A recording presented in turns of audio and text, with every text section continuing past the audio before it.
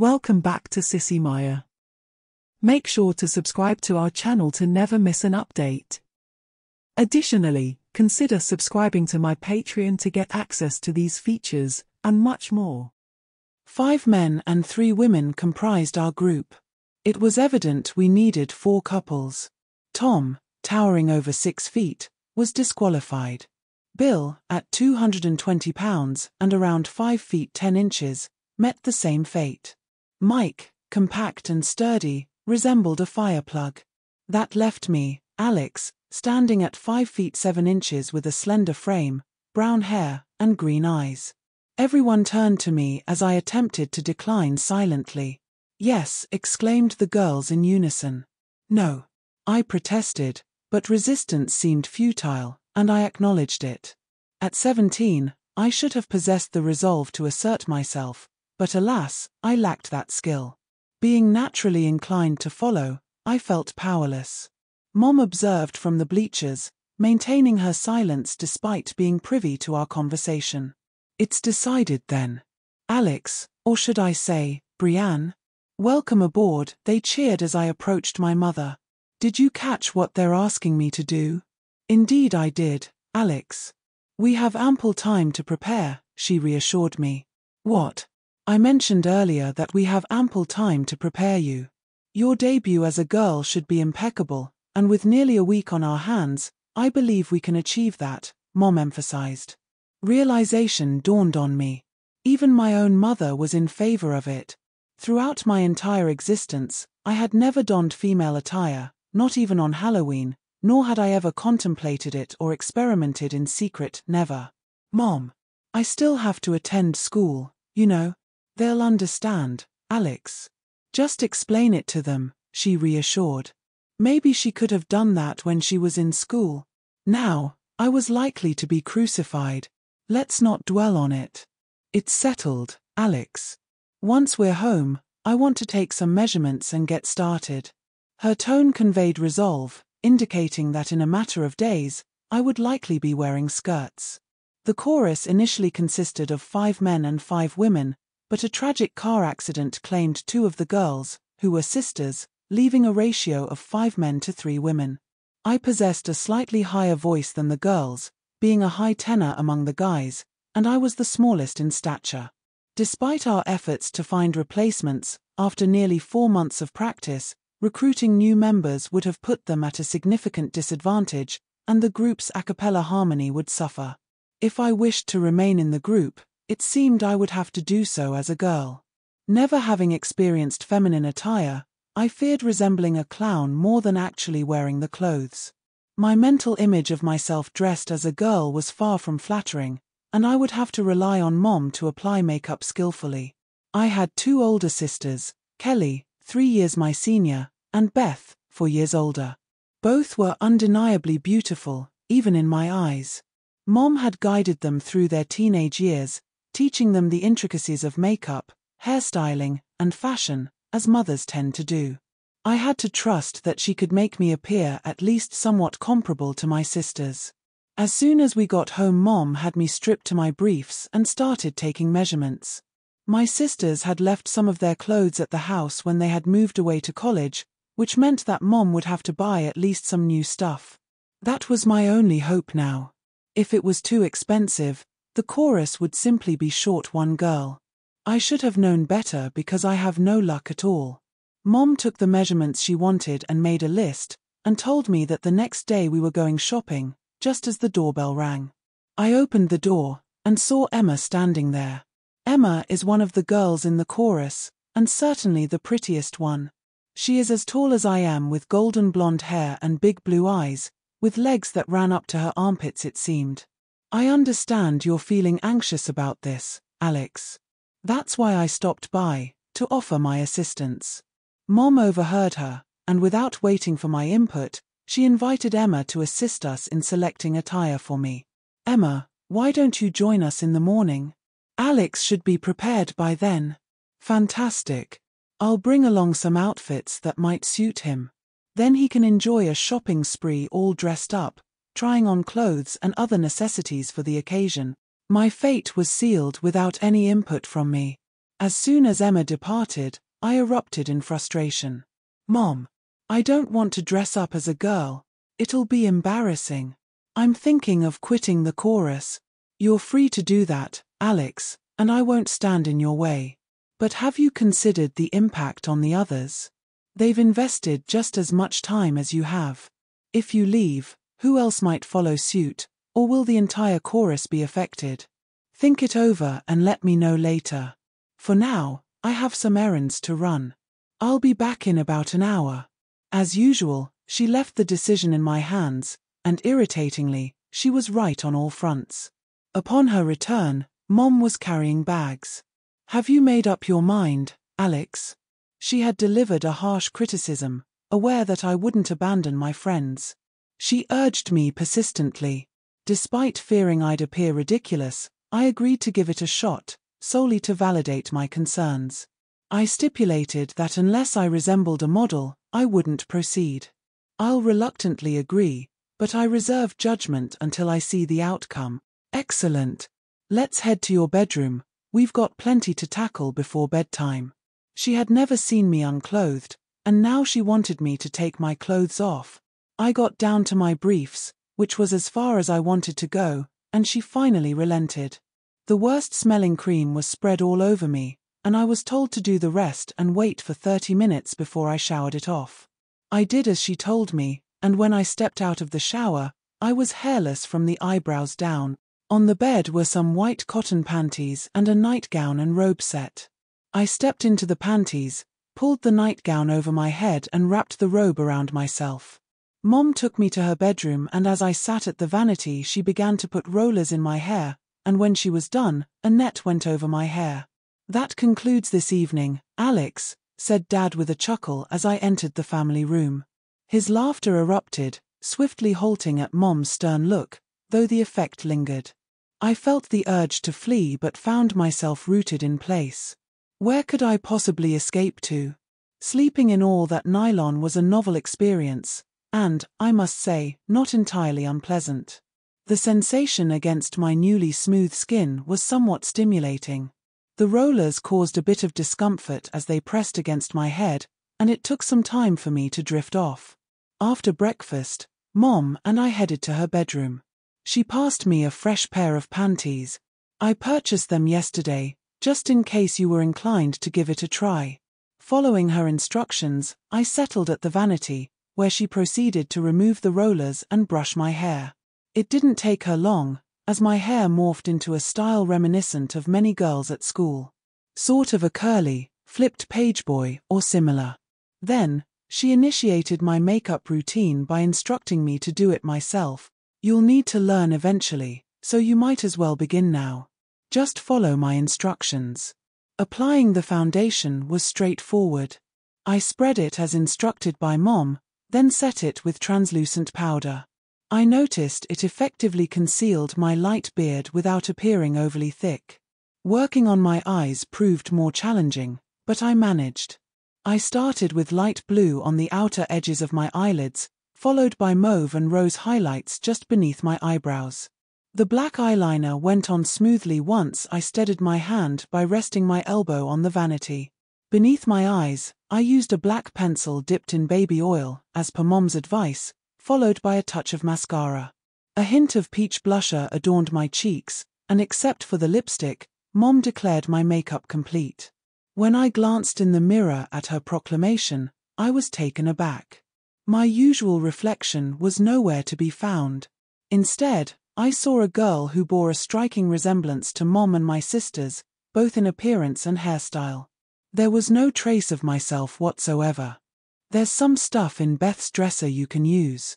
Come on, follow me. As I walked behind her, my hair brushed against my ears.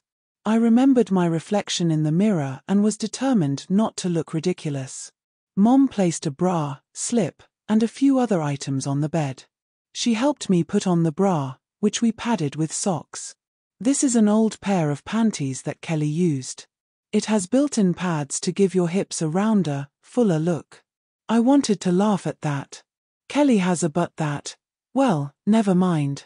I pulled it on, then sat on the bed and learned how to get the pantyhose on. The nylon against my now hairless legs gave me a shiver as I pulled them on, and I saw Mom smile. They feel nice, don't they, Alex? Sure. I didn't want her to think I was enjoying this, but I wasn't resisting as much anymore. She wrapped something around my waist, fastening it with 11 hooks and then a zipper. It tightened my waist down to Beth's usual 23 inches, since it was hers. The slip went over my head, and after Mom adjusted the straps, the hem was at mid-thigh on me, the V-cut in the front hinting at, but not revealing, my so-called female chest. Emma said she was bringing some clothes over, but I found this. I think it will fit you perfectly, Alex. Mom held up a black dress with a small flower print. She put it over my head, and as soon as she zipped it up, I knew she was right.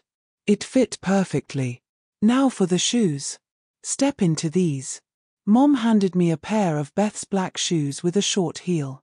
I started towards the full-length mirror, but Mom stopped me. Not yet. Let's get some jewelry on you before you look. She put small gold hoops in my ears, a thin gold chain around my neck, a delicate gold watch, and 2 small rings, one on each hand.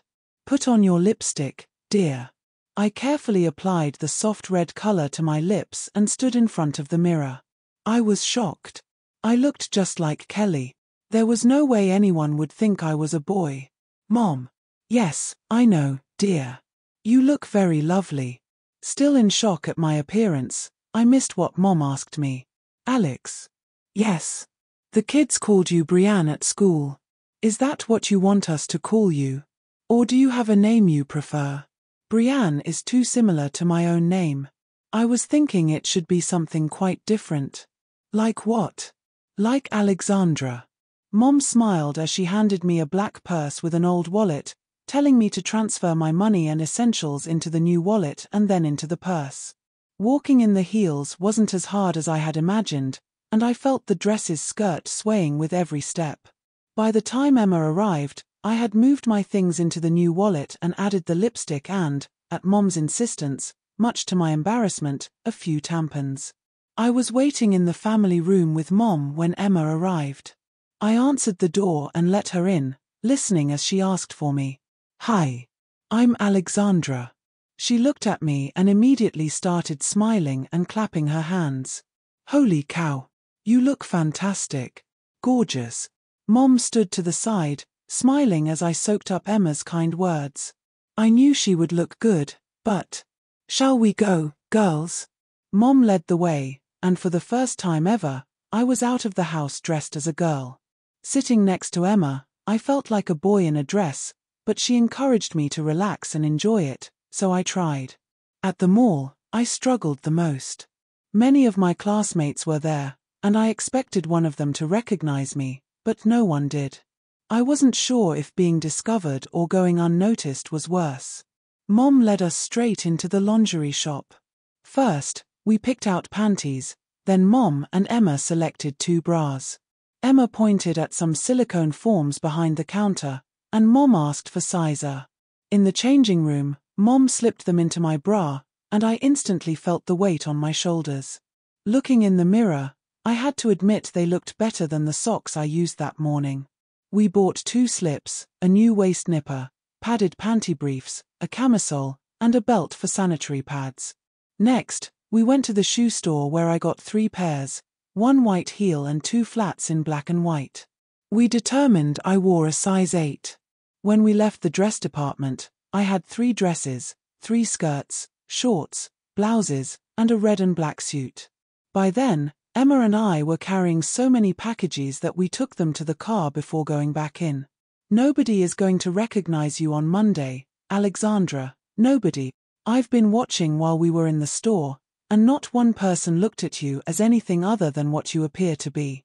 I know you're right, Emma, but I'm new at this girl thing, and I'm a little nervous, especially when I saw Joey and his crowd walking around. Don't worry about them, Alexandra. Boys looking at you will have only one thing on their minds, and it won't be is that Alex. They'll be falling over themselves to meet you. Right. Instead of reacting to my sarcasm, she just smiled and said, "You'll see." Mom met us, and we went to a makeup shop where a woman took off my makeup and did it over. I had to admit, I looked 100% better, and I thought I looked good before. Mom bought a kit with everything the woman used on me, and then we stopped for lunch. You did very well this morning, Alexandra. I'm very proud of you, Mom said, then bit into her burger. I was taking a bite of my sandwich when Joey and his friend Aaron walked over. Hi, Emma. Who is this enchanting woman you're with? This is Mrs. Grant. Mom smiled and said hi. And you are? He was looking at me. Alexandra Grant. We saw you earlier, and I told Aaron I just had to meet you. You have, and she's busy right now, Joey. One look at Emma's glare, and he backed off. Nice to meet you, Mrs. Grant, Alexandra. See you later. Maybe, Joey. Call me later. Okay, Emma. I'll do that. They walked away, and Mom and Emma started laughing. I told you they would be all over you, Alexandra. And why not? She's a very pretty girl. Between Mom and Emma, I knew I was in for an interesting few weeks. We have one more stop, Alexandra. I didn't mention it earlier, but it will make life easier for you. You have an appointment at the salon in half an hour. What could I say? Mom had spent all that money on clothes, Joey and Aaron had met me, and I did look like a girl now. I swallowed my pride and nodded. We dropped Emma off at home and headed to the salon. Once there, I was taken to a chair, and after the stylist took one look at me, she said she had the perfect style in mind. She started by washing my hair, then gave my brown hair an auburn rinse, cut it, and set it in rollers. While my hair dried under the dryer, the manicurist cleaned, filed, and lengthened my nails a bit, painting them a soft red with a clear top coat. When my hair was taken out of the rollers and brushed out, I had a head full of curls. The stylist created a look with curls down the back, a few on the sides, waves framing my ears, and bangs swept to one side. With my new makeup and nails, I looked completely different. Mom drove us home, and I saw Dad's car in the driveway. We carried the packages into the kitchen, then, at Mom's urging, I went to see Dad. This time, he didn't laugh. Damn. Right, Dad. See you later. I spun on my tiny heels, feeling my short skirt flip up, exposing my panties, and took my new things up to my room. As I started up the stairs, Mom told me to move into Kelly's old room. The girls can share when they're home. Right now, you need the private bath and vanity more than she does. Okay, Mom. In Kelly's room, I cleaned out a few drawers in the dresser, hung up my clothes, and then returned to the kitchen just in time to hear my dad ask Mom how long this was going to last. As long as she needs to, no matter how long that is. I walked in, and Dad looked at me from head to toe and back. I have to admit, you look very nice, Alexandra. Thanks, Dad. The phone rang, and Dad answered it. Yes, she lives here. Wait a minute, I'll get her. He handed me the phone. It's a boy. For you, he said, surprised as I took the phone and said hello. Hi Alexandra, this is Joey. I managed to get your number from Emma, but don't be mad at her. I'm not mad, Joey. Good. How about going to a show tonight? I looked at Mom, then at Dad, and down at myself. My short dress swelled over my chest, my makeup and hair done. I'd like that, Joey. Do you know where I live? He said he did and would be over at 7. I have a date, Mom, with Joey. I'm going up to change. I turned to walk away when Dad exploded. A date. A date. But you're a boy. You can't. Something changed within me that day, something I still can't fully explain. For the first time in my life, someone actually wanted to be with me. Before this, I was just a presence, a warm body taking up space. I never dated, never had a girlfriend, never attended dances, nothing. Yet the moment I appeared in public dressed as a girl, someone wanted to know me, and now that same person had just asked me out on a date. I didn't even think about it, I simply said yes. I'm a boy, and he's a boy, but he doesn't know that, and I'm not going to tell him. I'm only planning on a simple outing, so why not? I blew up at Dad. Yes, I can, Dad. Look at me. Do I look like a boy? Smell like one. I have to dress as a girl for quite a while, and for the first time ever, I have a date. I never had a date as Alex. I'm going. I stomped my foot and left him sputtering. I stripped off the dress just as Mom came into the room. Your father is very confused right now, Alexandra. I know that sometime today you discovered that you like dressing this way. I watched you carefully all day, and the more you were around people, the more your mannerisms became very feminine. Now, on your first day as a girl, you have a date, which you accepted because you now feel like the girl you appear to be. Right. I guess. No guessing, Alexandra, yes or no? Well, yes, but I thought so. What outfit did you intend to wear tonight? I showed her the skirt and blouse, and then she told me to take the bra off. Using a cleanser, she wiped down my chest and began to talk as she opened several small packages. Since you like being a girl so much, and you'll have to be one for a while, let's attach the silicone forms with adhesive. According to the instructions, they will warm up to skin temperature, and after an hour or so, you will be able to feel it if someone touches them, which, considering the fact that you're dating now, might be useful. Mom. She ignored me as she carefully placed the forms on my chest, securing them with the adhesive. Wear one of your new bras and take off the waist nipper. You'll be more comfortable.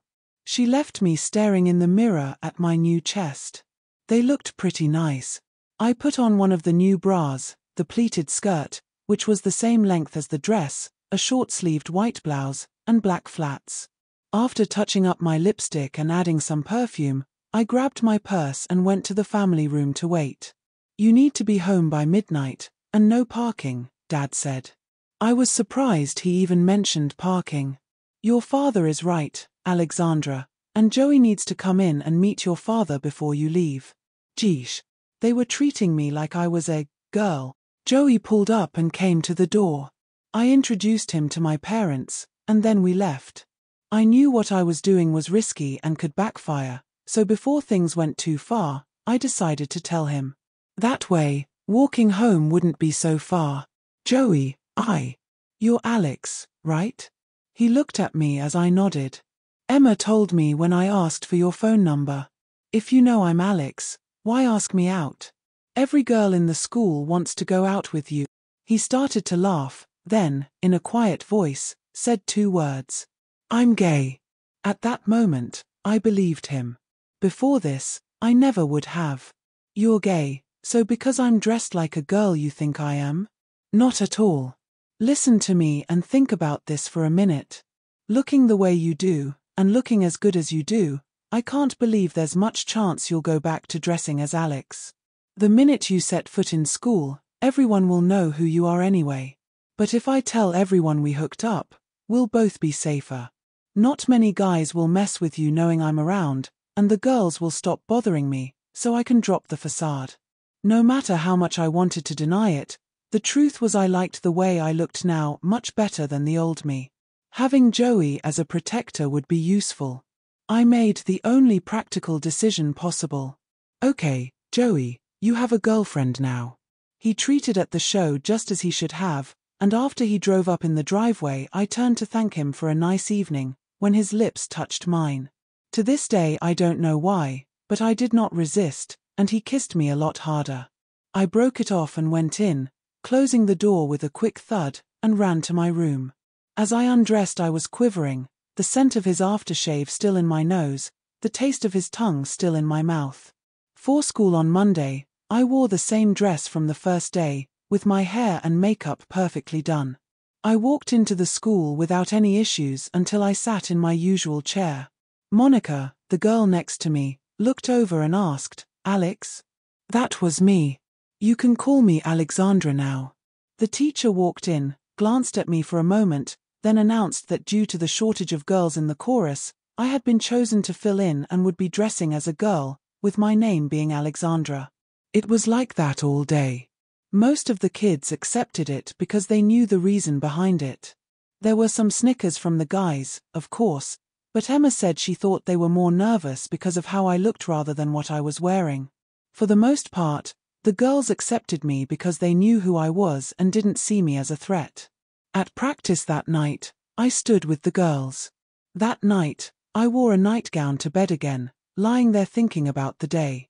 If I was truly honest with myself, I had to admit that, 1, wearing a dress or a skirt and blouse wasn't so bad, and I was beginning to like it. Number 2 scared me a bit, but not as much now. I had been accepted at school because of the circumstances, but what would happen after the competition? The next day was easier than the first, and by the end of the week, most of the kids were calling me Alexandra without thinking twice. Joey and I ate lunch together, which raised a few eyebrows, but he told me to ignore them, and I did my best. On Friday, he walked me to class, and on the way, he reached out and took my hand. More than a few kids stared at us, but I was beginning to feel like the girl I looked like. Under Mom's direction, I wore a skirt or dress to school even though many of the girls wore slacks occasionally. Mom said I should get used to skirts before trying slacks. Emma usually stayed close by and asked me about Joey a couple of times. I couldn't reveal what he told me, so I just told her what she always assumed. He liked to be with the prettiest girls in school, so why not me? This fed her belief that Joey was a ladies' man and that I had fallen under his spell. She even mentioned that I was starting to talk like a girl. At home, Dad always had a stunned look on his face when he saw me but never mentioned how I was dressed until one night when I got careless. Mom and I had bought a babydoll nightgown with a matching robe, and without thinking, I changed into it. I kept my panties on, so he couldn't see through the bottoms, but when I forgot to wear the robe and appeared in the family room, I thought he was going to choke. Mom reacted quickly, telling me to put the robe on. In my room, I looked in the mirror to see what had made him so edgy. My chest was clearly defined by the sheer material, the seams hidden by the vaporous cloud of white fabric. Mom and I hadn't told him about the silicone forms, so when he saw my chest poking out, he choked. Smiling, I wrapped the robe around myself and rejoined my parents in the family room. Mom was knitting and did not look up, but Dad stared at me until I sat down. I knew he wanted to ask me, but didn't. I figured he would ask Mom later. I had done some checking on the internet, and found a site that was nothing but fiction about boys turning into girls, and as I read a few of them, I began to write down some ideas I saw. The next day is Saturday, and I decided to try a few of the things I had read about. I kept that to myself for now. After all these years, I still did not realize that mothers always know everything, but she would remind me of it the next day. Right after breakfast I went to my room, shut the door, then opened my notebook. I had everything I needed, the only question was how long would it last, and did I really want to go that far? Dad would freak out, while Mom would only tear off my hide in small strips. I looked in the mirror again, without clothes, and saw that other than my male appendage and skinny hips I did look like a girl. Our choir director told us a few days ago that we had invitations to sing that would take us almost to the end of the year, which is 6 months away. When he looked at me, I knew I would be dressing this way for a long time, which is what made up my mind for me. I was in the bath, ready to shave myself when Mom walked in on my. There was no hiding the area I was getting ready to shave, since it was all soapy. Without a word she held up a bag of ice, and I knew that she had either figured it out, or had read my notes. I put the razor to my skin and removed all of the hair I could safely reach. Then, after a rinse and dry, I walked back into my room. Mom motioned to the bed and I lay down, my legs far apart. When the ice hit me I almost jumped straight up, but Mom held me there until she was satisfied with the results. Using the superglue, she manipulated my now minuscule manhood, pushing and shoving until she had completed her task. Using the glue, she made sure everything would stay in place. Then, after a few very long minutes, she told me to get up. One look in the mirror said it all. I now had what appeared to be a natural female organ between the thighs. I looked like a girl. I took a few steps, and did not feel anything wayward or any pain. The biggest change was the lack of my normal appendage, and my legs would now slip together easily, without the occasional pain I had before. Now that we have that settled, we can forget all this pretending that's been going on. Your father is pretending he doesn't mind, but he's more confused than he wants to admit, And you're pretending to be doing this because the choir director wants you to. Now that we both know that you want to be a girl, you can quit pretending and help me break the news to your father. Just how does she know so much? How do we do that? Why, we let him just how much of a girl you really are, of course. Heh. I was thinking of calling your sisters and asking them to join us for a real fancy night out, with boyfriends and all, including you. We'll get you a sexy dress, all of us will go to the salon, and get the works, then we'll all go to the country club. They still have those fancy dances, and it will the perfect way to break it to him. He won't be able to deny the truth when it slaps him in the head, will he? He might slap me instead, mother. On the last night of practice I was issued my pass and told to be at the school no later than 4 the next afternoon. Mom drove up with my clothes, and I was allowed to change in her hotel room. For the concert I was going to wear an all-black evening gown. I had never even tried it on, but Mom insisted that it would fit.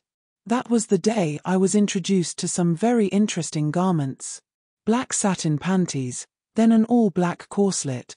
It was wrapped around me and Mom tightened the laces until I could hardly breathe. My waist went down to 24 inches, my own chest got hiked up and swelled to fill the built-in cups. Mom had taken the silicone forms off, saying I would not need them, and she was right. Looking down I had an impressive depth between my chest, and smiled, which Mom did not miss. The black padded panty brief was pulled on and pantyhose, then the dress slipped over my head and zipped up. My makeup was touched up and I stepped into the black heels. Looking in the mirror I saw a 17-year-old girl, sexy in her black dress. I had an hourglass figure now, the short hem of the dress revealing a lot of shapely leg. Gold and black chandelier earrings with a choker-style necklace to match and a dab of perfume, and I was ready. We were a smash hit, our selection of pop, blues, and musical numbers a good blend of current and past. On the way out of the theater Joey stopped me. "You were wonderful there, Alexandra." Then he kissed me. On the lips. At the dinner afterwards I noticed that he made an effort to sit next to me. I saw Mom smiling at me, a wink in her eyes. "Will I see you at school on Monday, Alexandra?" It sounded like an innocent question, but it wasn't. I never hesitated, answering yes, of course, before I realized what I had said. "Great. Maybe we can go to the show on Friday night." I did go to school as Alexandra on Monday, expecting some comment, but when I got none, I relaxed and from then on, I never wore male clothes again. I dated also Fred, and David, and Hank. Dad was shook up about my decision, but when Fred came to pick me up for that first date he knew I was serious about being a girl. I graduated right on time, and I am now in college. Perhaps I'll write about it someday.